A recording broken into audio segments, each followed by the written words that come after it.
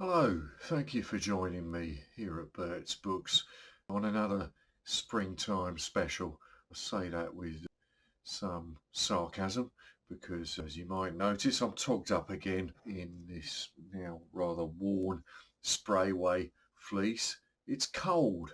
I feel a bit cheated here. I got through another British winter and I want my money back. I was all getting ready. Punnet of strawberries. I bought I bought new sunglasses. I never buy sunglasses. I mean, this is like once in 15 years purchase, right? And for what? Okay, give it a couple of weeks, I suppose. But yeah, it's a little bit chilly tonight, so I just got back. Excuse me, I just got back from a gig. It was Dave Formula and Knocko X of Magazine doing a magazine set at the garage in London. Very good it was too.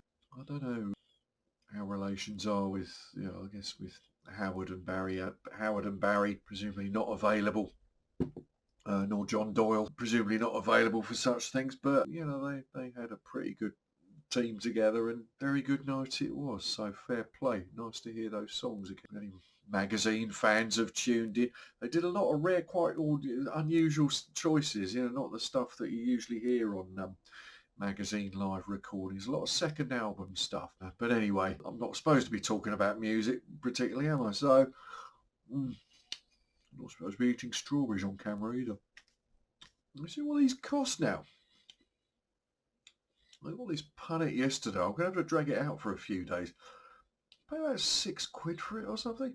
You pay for if you don't want the plastic packaging, if you want them in a little cardboard thing, you really get clobbered on the price of that. A couple of recent finds. I've not delved into this one yet. Ghost Boat by George E. Simpson and Neil Berger. You're kidding me? That can't be Neil Hamburger, can it? Surely not. Anyway, Neil R. Berger. Oh look, you get a cross section of the submarine. Yeah, it's not a step back cover, no, it's nothing like that. But I was a bit confused when I saw this in a shop because I thought, oh, do you already have this? I don't, but there's a book with sort of similar. The book I was thinking of is, I think it's called The Night Boat by Robert McCammon, which I have a copy. I've not properly read it yet. I do have a copy kicking around. This is a different thing. This might not even be a Second World War story like that one is. Actually, that one's not strictly. The Second World War is only the first part of that story. The rest of it is a kind of 70s or 80s horror. But I suppose this is similar. It's a similar premise, except it's an American submarine, the USS Candlefish. So yeah, a new one to me. I will hopefully get into it in the next days or weeks. Does look quite promising. Anyway, sticking with the nautical theme, I had no idea. This appears to be recent, and I have covered novels in the can we say Jaws universe? Is that how we describe things now when there's a franchise? It's a universe, supposedly. And yeah, so I did cover the sequel novels a few years ago now, I suppose. And disappointingly, there was never a novel for the 3D one. But I don't know, maybe that's for the best. Pity there was a film of it, really. But I had no idea until last week that there was, in a way, a prequel. That Quint's, I was aware from the first film and the first book that Quint had a bit of a backstory. Again, sort of Second World War nautical stuff. I had no idea that someone had taken the initiative and novelised it, Robert Lautner. So it seems to have come out a couple of years ago, just passed me by completely. Again, looks quite promising. I think there's quite a lot of potential there with Quint's background, and I think both in the first film and in the original novel, he's quite the character. I think it's fair to say. So we'll see. Yeah. So anyway, yeah, I was very well behaved. I only had one drink at the gig, but I'm having to keep the chill away. I'm having a rum and ginger. excuse me, Havana Club. Anyway, last off, I sometimes do this thing of reacquiring a book that you remember from childhood, and forgotten about this for a long time until, oh, it's a long story, but the theme of the the Red Dragon came up, and I sort of had this flashback to, oh yeah, there was this kid's book with these weird stories in it and strange, quite nice illustrations. And I did a little digging and turned out that the book I was thinking of is this, The Story of the Welsh Dragon by Alison Bielski, pictures by Page. I think that's their but Claude Page, in fact. Now, this, I believe, was one of the things that were on sale at Charles's inauguration as the Prince of Wales, which is going back some. It would have been nice to have found a Welsh language edition of this, but that appears to be a bit more rare.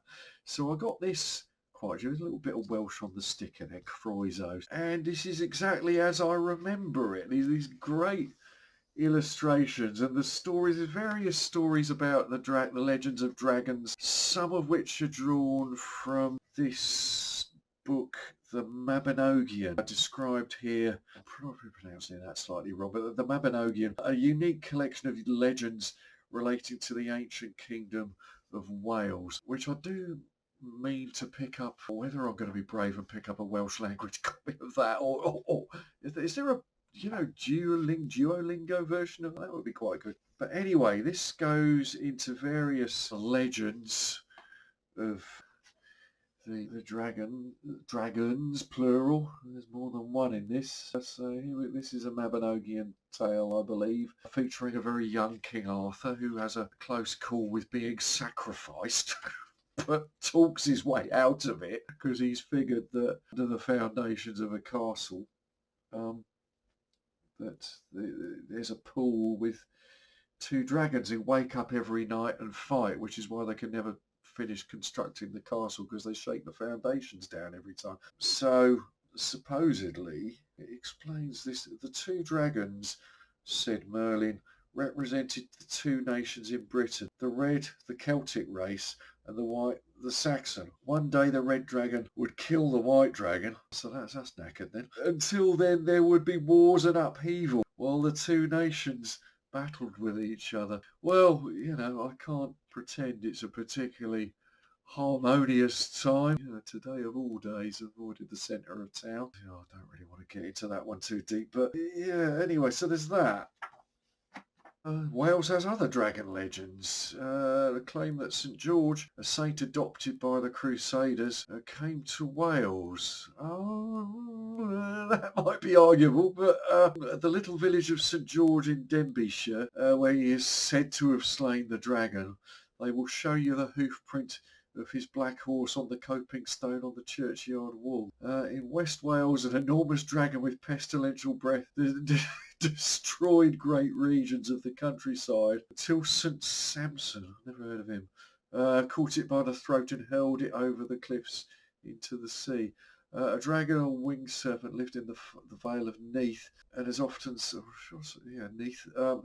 flying around waterfalls, a brilliant crest of colour around its head. That'll be in there. What else? There's the dragon that headbutts. The dragon that headbutts a spiky post covered in a red cloth. They seem sort of easily misled. Now, this one slightly terrified me as a kid. The guy he's got a premonition on the day of the dragon hunt that the dragon's going to kill him, so he shouldn't go out. But once everyone else has killed it and brought it back, he gives it an experimental kick on the tooth there. And of course the tooth punctures his felt boot and poisons him. So, yeah, you don't want to mess with dragons even after they're dead by the look of it. There's this very happy looking one who's got his treasures kind of perched on his tail, got gold rings.